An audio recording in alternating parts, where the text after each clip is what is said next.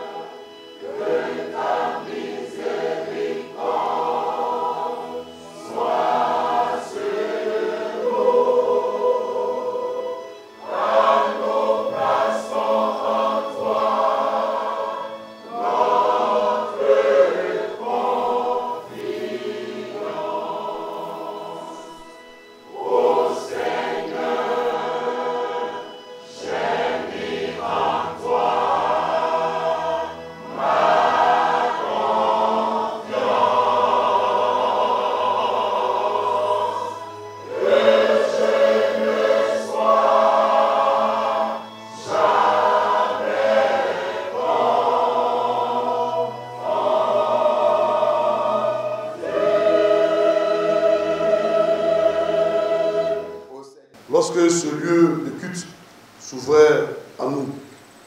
En 1993, notre volonté et notre prière était que le témoignage par la parole et par les œuvres soit rendu à Jésus-Christ, le Sauveur du monde. Que la parole de Dieu, autorité suprême en matière de foi et de vie, dans toute sa richesse par la prédication et l'enseignement, nous transforme et fasse de nous ici des adorateurs Dieu vivant en esprit et en vérité. Que notre monde, et particulièrement notre nation, avec les souffrances et les attentes, soit présenté constamment à Dieu dans l'intercession et dans l'amour. Que la louange, la gloire, la sagesse, l'action de grâce, l'honneur, la puissance et la force soient à nos dieux au siècle des siècles. Alléluia. Amen. Amen. Tous nos vœux et toutes nos attentes dans la foi et l'espérance en Jésus-Christ se sont pleinement réalisés dans ce temple, au lieu de culte. Nous avons fini de construire, nous avons dédié à la gloire de Dieu le dimanche 15 août 2004. Et il y a aujourd'hui 20 ans, en présence des plus hautes autorités de l'Église méthodiste de Côte d'Ivoire, dans le cadre de la célébration du centenaire. Honorable invité, peuple méthodiste d'Israël de Grand Bassin, bien-aimés, frères et sœurs dans le Seigneur, c'est donc ici, aujourd'hui, la journée que l'Éternel a faite, qu'elle soit pour nous, issue d'allégresse et de joie. Amen. Amen.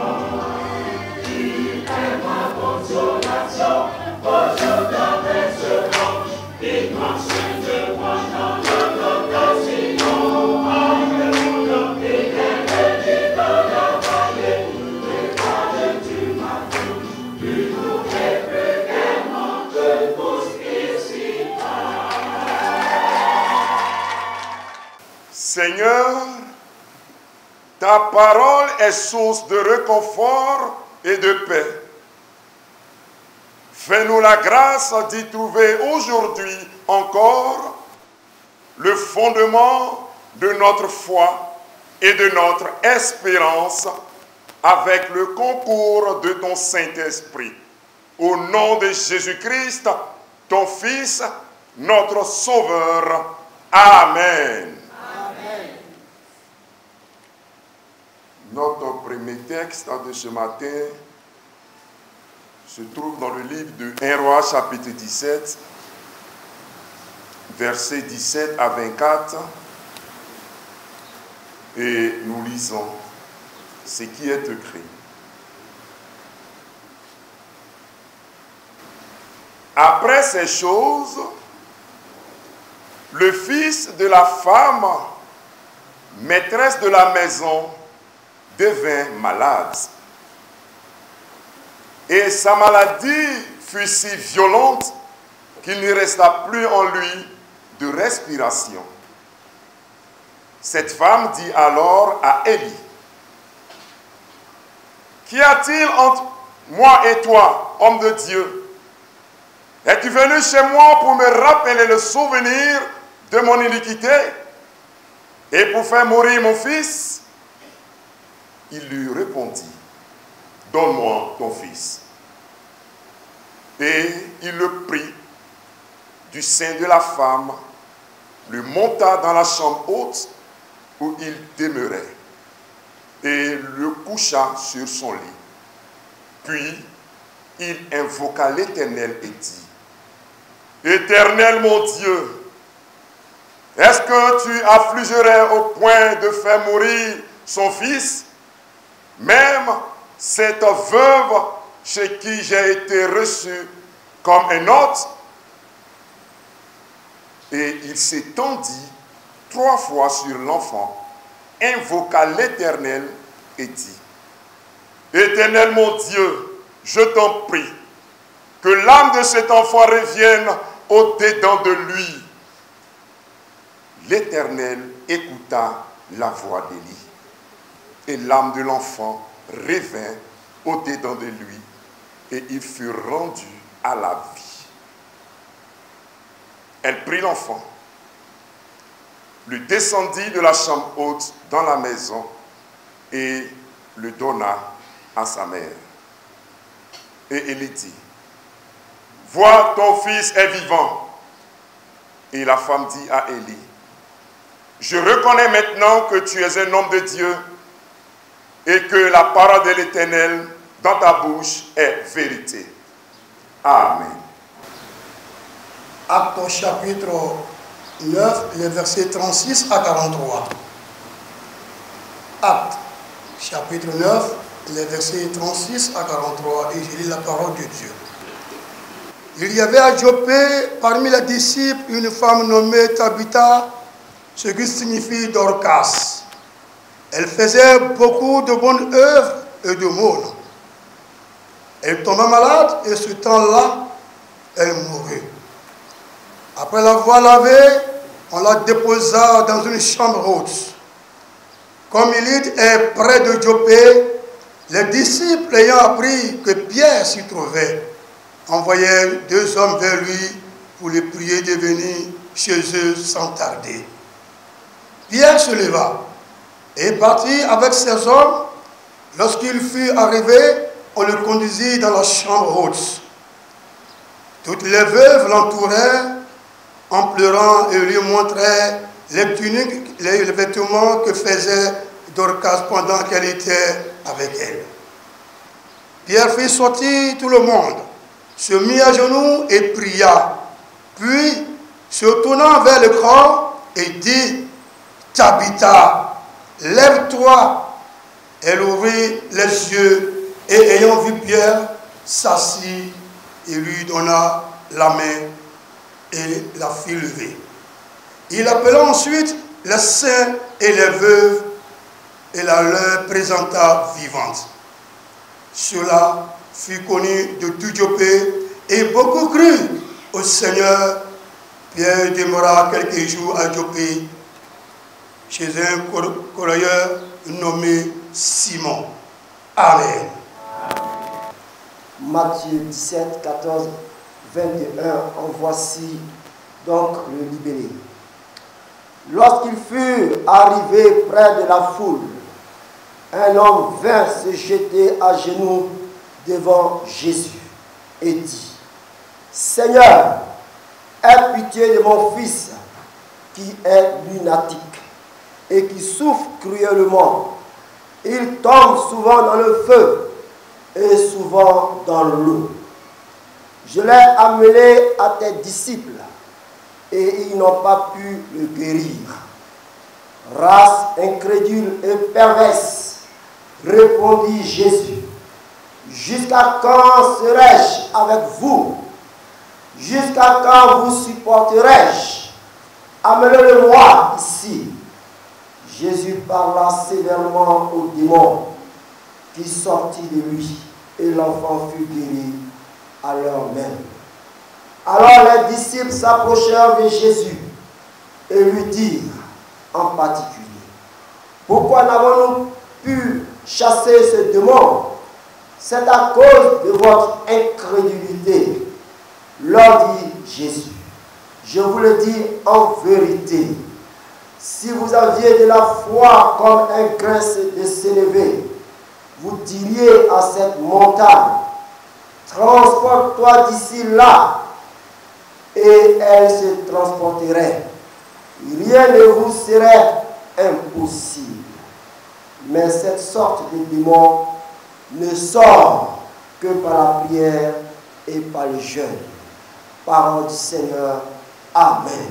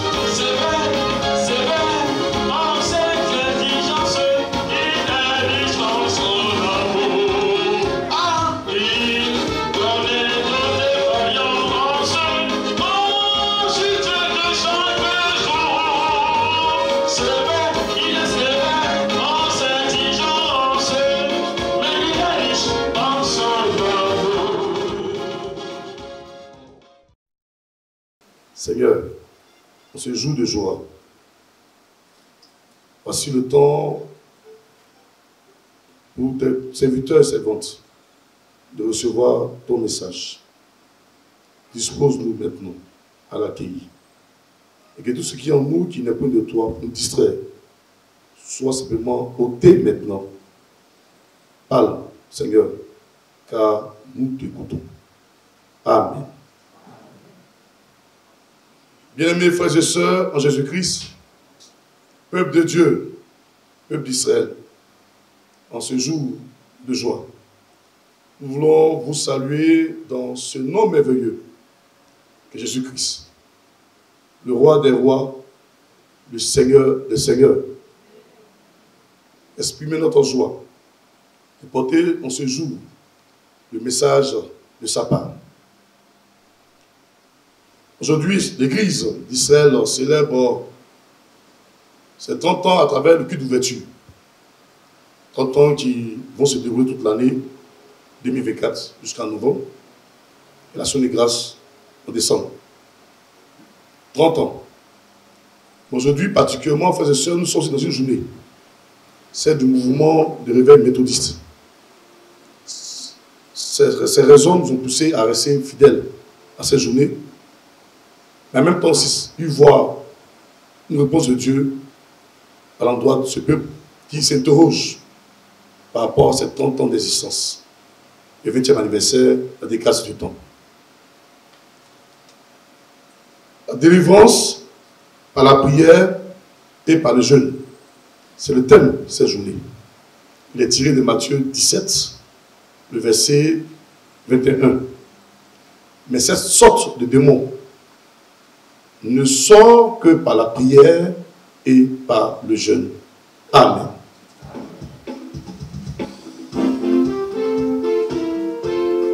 Je voudrais inviter le peuple de Dieu à se tenir debout parce que ce chant est un chant qui vous invite à encore saisir ce thème ce matin.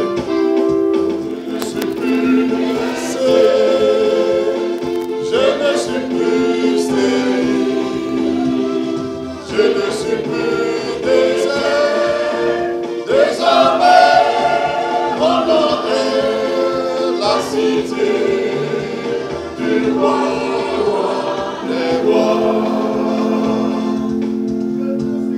Je ne suis plus dégraissé, je ne suis plus stérile, je ne suis plus désert, désormais mon nom est la cité du roi des rois.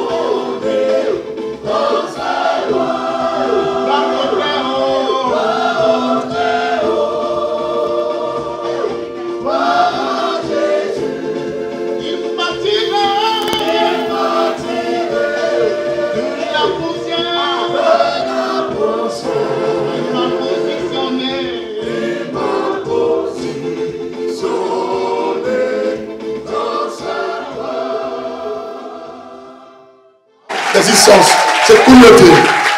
Amen. Veuillez t'asseoir, bien-aimé.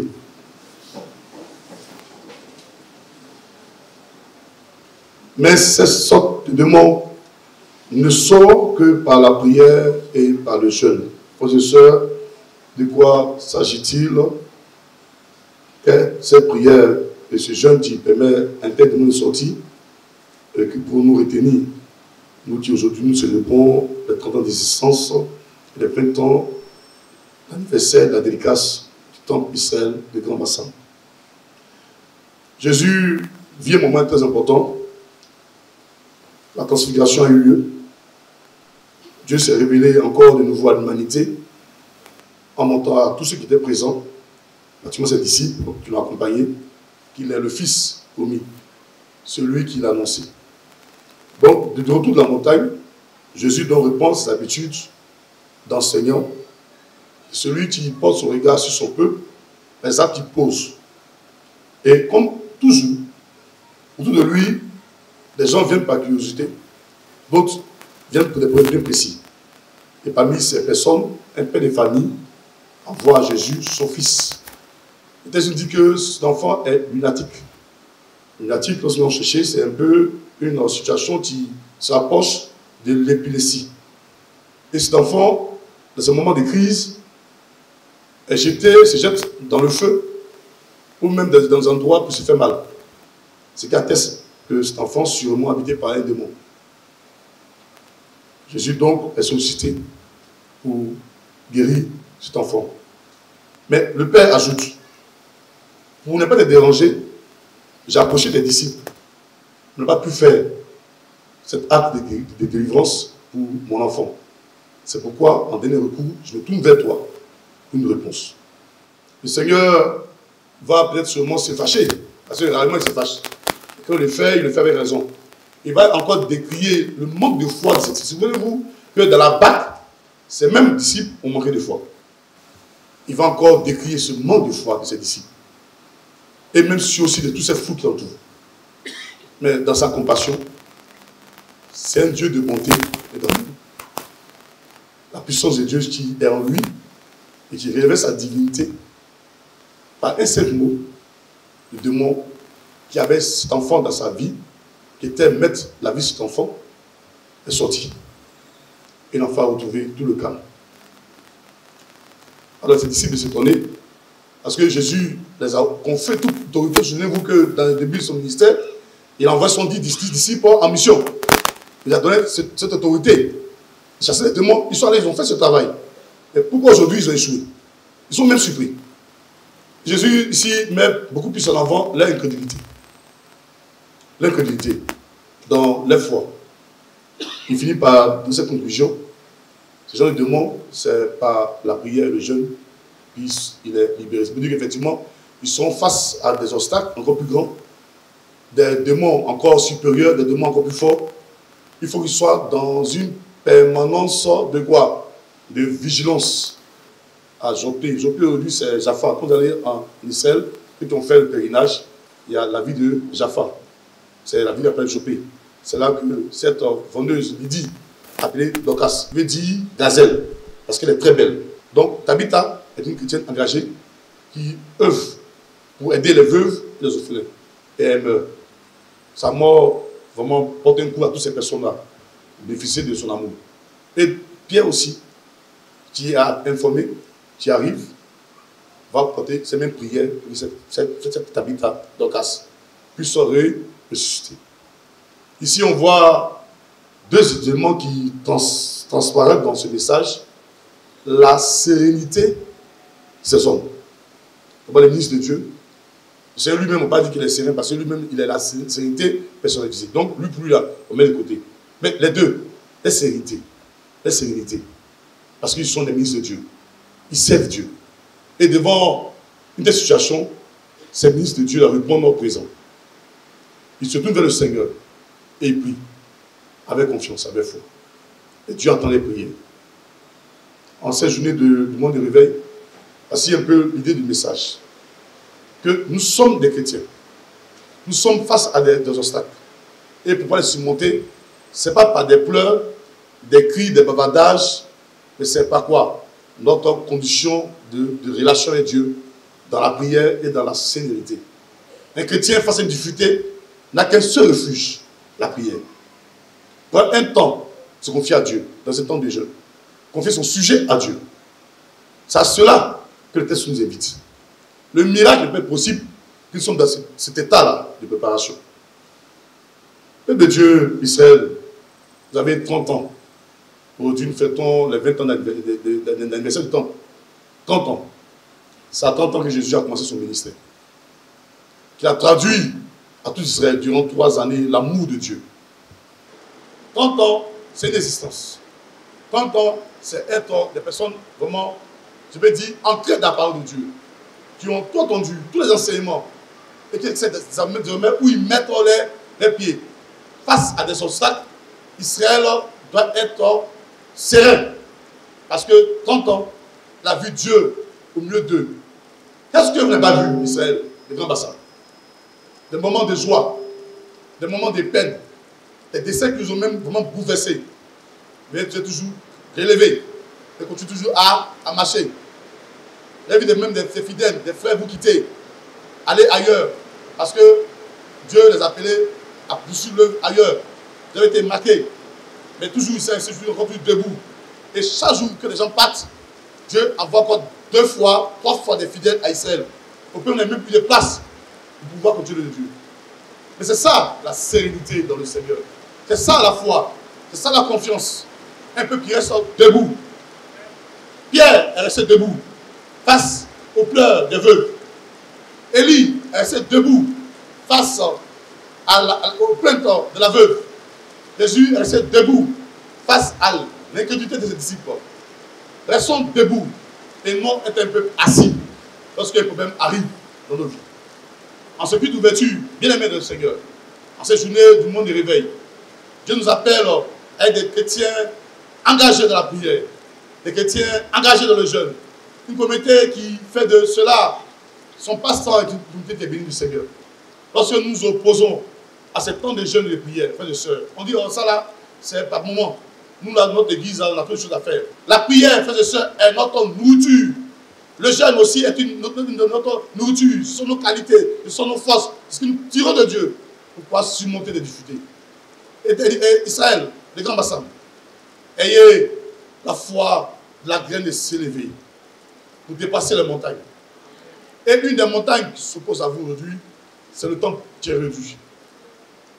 Est-ce que vous avez les moyens? Est-ce que vous avez ces capacités? Est-ce que vous connaissez qui? Vous connaissez Jésus-Christ. Ayez cette foi de graine de s'élever pour dépasser cette montagne-là.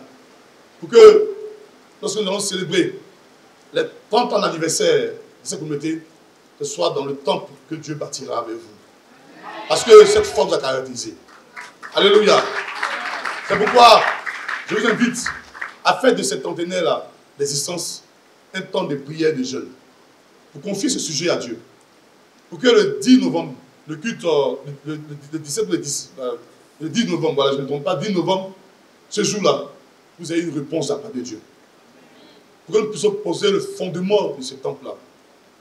Frères et sœurs, chrétiens d'aujourd'hui, vous qui m'écoutez ce matin, lorsque tu es face à une difficulté chez toi à la maison, quelle est ta réaction? Est-ce que tu pleures? Est-ce que tu te plains? Ou tu te tournes vers Dieu? Je voulais ici te mettre un témoignage, parce que me dira, pasteur, Élie là, c'était en vent haut. Pierre là, c'était en vent haut. Jésus là, c'est le Seigneur. J'ai fait la région de Sikinsi, le village de Soukouébi. C'est le village de la révérende Omo Pélagie, qui a fait un culte ici, qui a fait un enterrement ici. C'est son village. Parmi les prédicateurs, c'était 2, dont un doyen des prédicateurs. Ce doyen était en train de prêcher un dimanche. Pendant qu'il était au culte, sa fille a fait malaise à la maison. Et il a perdu connaissance. Donc les gens ont constaté effectivement qu'elle ne respirait plus, qu'elle présentait tous les signes de que tu es mort. Donc les gens tout paniqués convergent à l'église pour crier, pour dire que ta fille est décédée, il était en train de prêcher. Il les a dit, sortez de l'église là, et faites l'œuvre de Dieu. C'est Dieu qui l'a donné, c'est Dieu l'a reprise, que son nom soit béni. Sortez de l'église. Et le prédicateur les a renvoyés. Il a fait son culte jusqu'à la fin. Il n'a pas diminué. Ancien culte des méthodistes, ancien culte là. Le petit, la Bible dit doigt là, vous savez ça. Ou en fait 3 heures de temps là. Il a fait son culte normalement. Les gens étaient vraiment choqués dans le village. Mais lui, il est comment? Sa fille est décédée, il est encore à l'église. La fille fait l'œuvre de Dieu. Ce prédicateur est descendu. Maintenant, dans la maison. Chez lui, maintenant, la côte est remplie. Quand il est entré, les gens l'ont regardé de manière pour dire qu'il s'est pris. Par exemple, le regard des gens, c'était des regards des approuvements. Pour dire qu'il a mal fait. Comme si s'il venait, quelque chose allait se passer. Il est entré, il a dit aux gens de sortir. La femme était pleurer dans le salon, ça. Les autres sont sortis. Il est entré dans la chambre où la fille était couchée. Il s'est mis en genoux. Il a dit à Dieu, tu sais combien de fois ce village a incrédu. Peu viennent à l'église. Si c'est ma fille là, que les jeunes, celui-là puissent se convertir à Dieu, donc agir, pas pour moi, mais pour ta gloire. Et il a prié. Il dit, Seigneur, je te confie ma fille, amène à la vie. Il a dit non, sa fille s'appelait Léontine. 3 fois. Léontine, Léontine, Léontine. Et puis, elle s'est levée en sursaut. Papa! Et le Dieu a fait chez sa fille. Ça a été un bouleversement dans ce village. Les jeunes qui ne croyaient pas en Jésus sont convertis. Ils sont actuellement Jésus. Ces vieux du temps, là, ancien temps, là, ils avaient cette foi-là. Ces conducteurs, ces conductrices, qu'ils appellent quelqu'un malade, qu'ils viennent, ils prient. Et ces foi-là. Mais bien aimés frères et sœurs d'Israël, est-ce que ces foi-là existent encore dans nos jours? Même le Dieu d'Israël. Toi, tu m'écoutes ce matin, est-ce que ces foi-là encore dans ta vie? Face aux difficultés, face aux problèmes, on se plaint. On passe le temps à se plaindre. On se plaint. Vous payez beaucoup, bien aimés dans le Seigneur. On se plaint tôt. Moi-même, je suis dedans aussi. Je me plains aussi. Aujourd'hui, nous sommes invités à avoir cette foi. Que ces 30 ans d'existence d'Israël et les gens qui nous suivent peuvent garder cela en mémoire. Si quelqu'un ici, dans cette communauté, face à un problème, se plaint, tu dis, tu as 30 ans, sérénité. C'est votre mot de 30 ans, de tous ces mois-là. Chaque mois, c'est le mot. Quand tu vois salut, sérénité, il dit en Jésus. Sérénité en Jésus. Face aux difficultés, sérénité en Jésus. Peuple d'Israël, que Dieu vous bénisse. Et bonne célébration des 30 ans avec Jésus-Christ. Alléluia.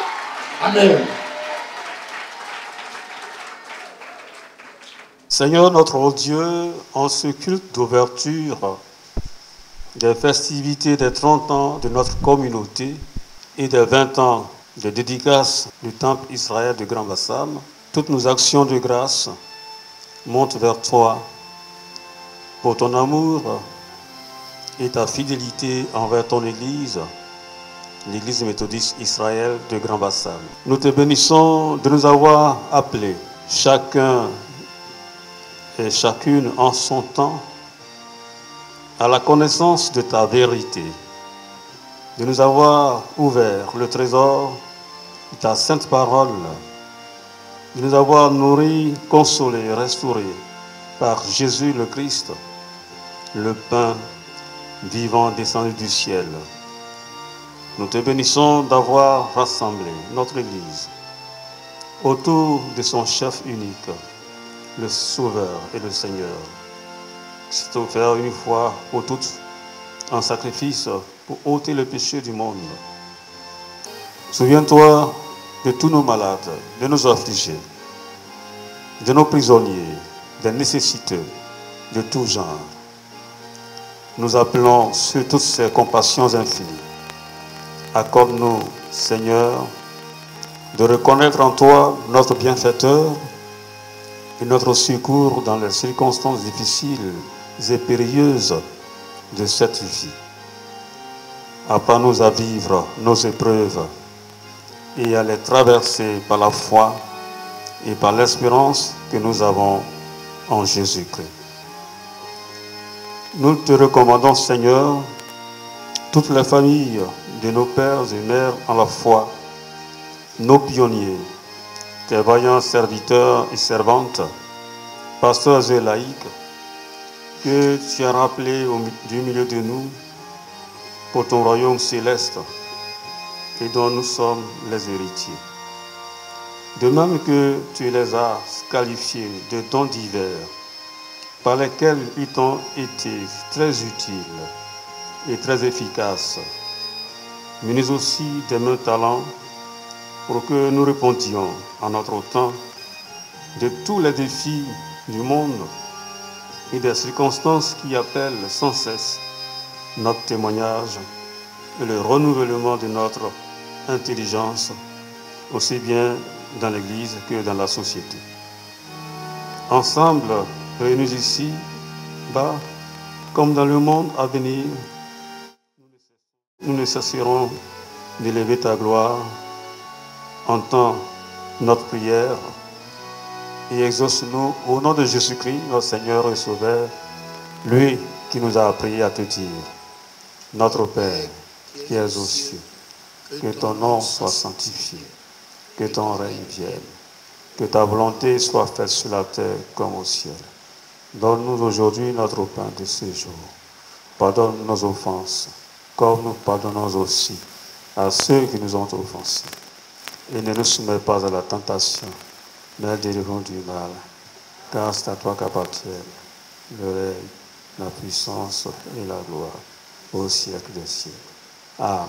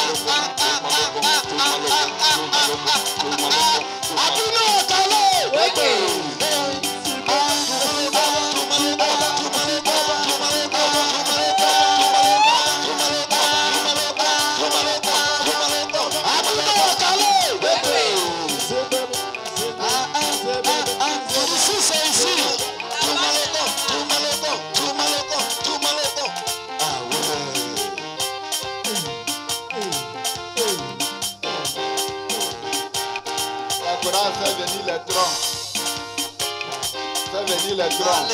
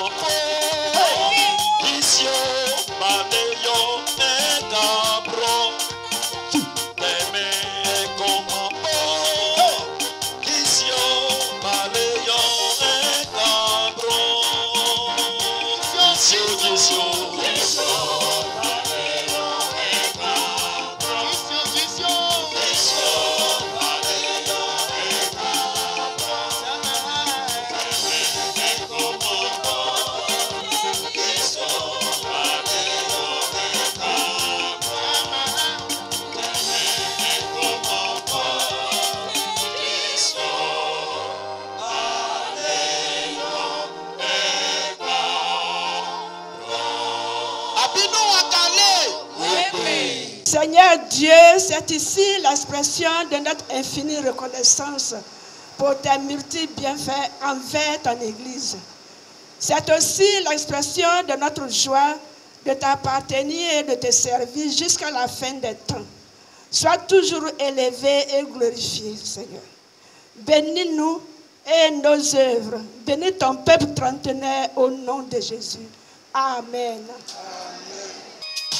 Par le nom de Jésus, par le nom de Jésus, je donne la victoire.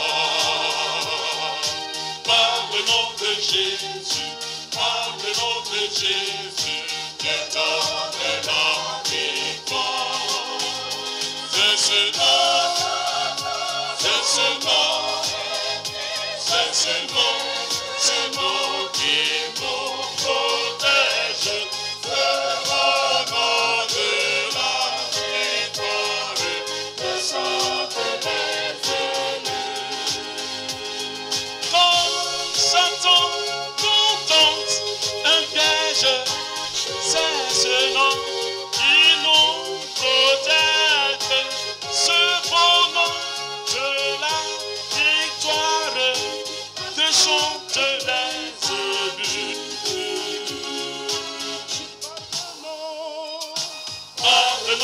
Jésus, par le nom de Jésus, je donne la victoire. Par le nom de Jésus, par le nom de Jésus, je donne la victoire. C'est ce nom, c'est ce nom, c'est ce nom, ce nom qui nous protège. Ce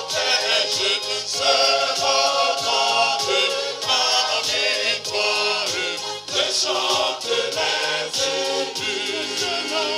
C'est ce nom, c'est ce nom, c'est ce nom, ce nom qui nous protège. Ce nom de la victoire, de chante les élus. Ce cantique doit être notre hymne. Parce que c'est par le nom de Jésus que nous pouvons gagner toutes les guerres. Et nous aurons la victoire. Ayons donc Jésus avec nous. Allons en paix. et que la grâce de notre Seigneur Jésus-Christ, l'amour de Dieu le Père, la communication bienfaisante du Saint-Esprit reste et demeure avec chacun d'entre nous, maintenant et toujours. Amen. Quel beau soleil dans mon âme, il m'éclaire, il m'éclaire tout. Enseignant, mon cœur s'enflamme et je vais chanter partout. Quel beau soleil dans mon âme, il m'éclaire, il m'éclaire tout. Enseignant, mon cœur s'enflamme et je vais chanter partout. Oh, quel beau soleil dans mon âme, il éclaire, illumine tout. À ses rayons, mon cœur s'enflamme et je vais chanter partout. Dans mon âme, beau soleil, son rayon doux et joyeux.